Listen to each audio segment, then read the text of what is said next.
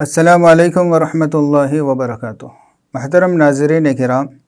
ہم بارہا سنتے رہتے ہیں کہ اللہ تعالیٰ کی نعمتوں میں سے سب سے بڑی نعمت ایمان کا مل جانا ہے۔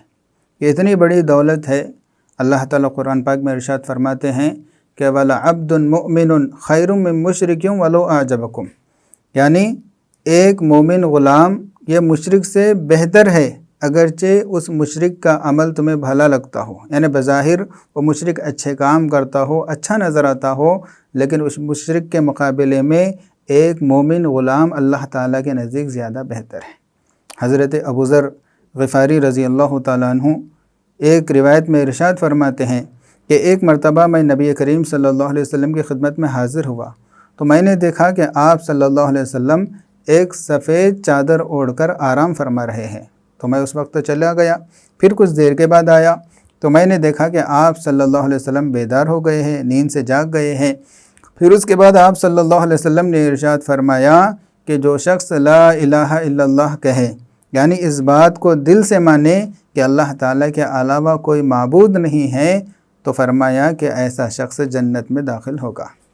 تو حضرت ابو ذر غفاری رضی اللہ تعالیٰ عنہ نے پوچھا وَإِن زَنَا وَإِن سَرِقَ، اللہ کے رسول صلی اللہ علیہ وسلم اگرچہ وہ شخص زنا کرنے والا ہو، اگرچہ اس نے چوری کیا ہو، تب بھی وہ جنت میں داخل ہوگا؟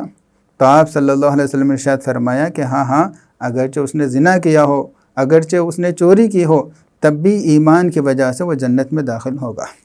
تو حضرت ابو ذر کو تعجب ہوا، تو دوبارہ انہوں نے یہی سوال کیا وَإِن زَنَا وَإِن سَرِقَ، اگرچہ اس نے زنا کیا ہو، اگرچہ اس نے چوری کی ہو، تب بھی وہ جنت میں داخل ہوگا؟ تو آپ صلی اللہ علیہ وسلم نے فرمایا کہ ہاں تب بھی وہ جنت میں داخل ہوگا۔ تو حضرت ابو ذر رضی اللہ تعالیٰ عنہ نے تیسری مرتبہ بھی مارے تعجب اور حیرت کے یہی سوال کیا کہ کیا اگرچہ اس نے زنا کیا ہو، اگرچہ اس نے چوری کی ہو، پھر بھی وہ جنت میں جائے گا؟ تو آپ صلی اللہ علیہ وسلم نے تیسری مرتبہ ارشاد فرمایا کہ ہاں ابو ذر، اگرچہ وہ زنا کیا ہو، اگرچہ اس نے چوری کی ہو، ابو ذر کو یہ بات چاہے کتنی ناگوار گزرے، اور ابو ذر کو چاہے اس بات پر کتنا بھی تعجب ہو، وہ شخص جنت میں ہی جائے گا، کیونکہ وہ ایمان والا ہے، اس کا عقیدہ توحید ہے، اس کا عقیدہ مشرکانہ نہیں ہے، تو اس عقیدہ توحید کی وجہ سے وہ ضرور جنت میں داخل ہوگا۔ تو محترم سامعین کرام، زنا کس قدر بڑا گناہ ہے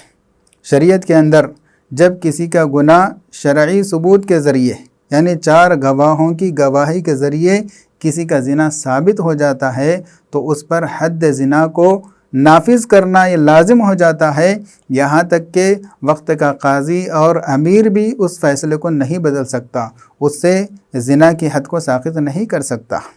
اور زنا کی جو حد ہے وہ بھی اس قدر سخت ہے کہ اگر زنا کرنے والا شادی شدہ مرد یا شادی شدہ عورت ہو تو پھر ان کو زمین کے اندر گاڑ کر پتھروں سے مار کر سنگسار کر دینے کا حکم ہے، اور اگر غیر شادی شدہ ہیں تو ان کو 100 کوڑے لگائے جائیں گے۔ تو اس قدر سخت سزا ہے کیونکہ گناہ اس قدر بڑا ہے۔ اور اسی طریقے سے چوری بھی بہت بڑا گناہ ہے، لوگوں کی نظر میں بھی چور جو ہے نا بہت ہی گری ہوئی نظروں سے دیکھا جاتا ہے، اور شریعت میں بھی اس کی حد بیان کی گئی ہے کہ چور کے ہاتھ کاٹے جائیں گے، جبکہ وہ شریعت کی روح سے سارے شرائط پائے جائے۔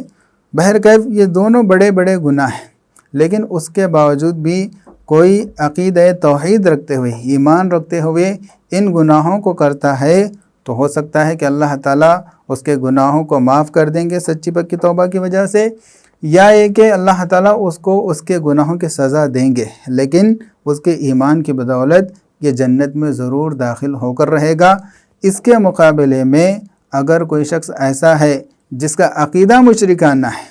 وہ اللہ تعالیٰ کی وحدانیت پر ایمان نہیں لاتا، تو اب چاہے وہ کتنا نیک اور پارسا نظر آئے اور اس کے اعمال بظاہر کتنا ہی اچھے کیوں نہ ہوں، پھر بھی وہ اللہ تعالیٰ کی نظر میں سب سے بڑا مجرم ہے، کیونکہ اللہ تعالیٰ فرماتے ہیں کہ ان الشرک لظلم عظیم، اللہ تعالیٰ کے نزدیک سب سے بڑا گناہ اور سب سے بڑا ظلم جو ہے نا وہ شرک کرنا ہے۔ اور فرمایا کہ ان اللہ لا یغفر ان یشرک بہ